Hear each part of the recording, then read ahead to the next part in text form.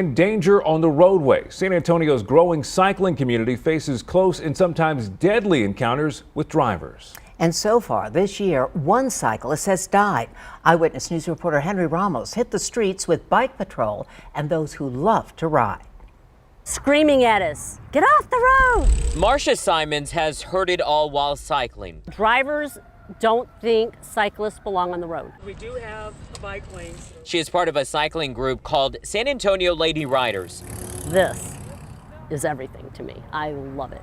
The ladies hit the road at least once a week. Our thought process is we're going to be safe and as safe as we can be. San Antonio police say in the past 5 years, 19 cyclists have died in our city after being hit by a car. 10 were not wearing a helmet. It makes me more aware when I'm riding. Everyone's a tragedy. SAPD bike patrol officer Thomas Bessage. Never forget that a bicyclist is a vulnerable road user.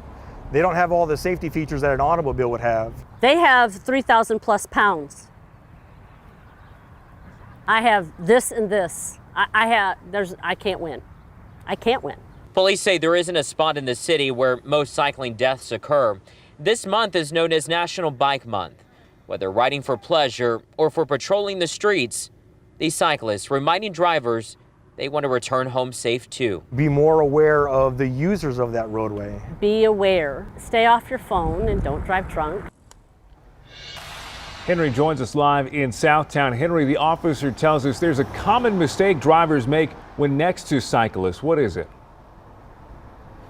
Aaron, they're simply too close to the cyclist. By law, there should be a buffer of at least 3 feet. So think of this as a yardstick or a broomstick, right? So this right here is the distance that should be between the vehicle and the cyclist. And Marcia, who you saw in tonight's story, says sometimes the vehicles, the drivers, they get so close, she can actually touch their side mirrors. The biggest takeaways tonight, pay attention and have some respect when sharing the roadway.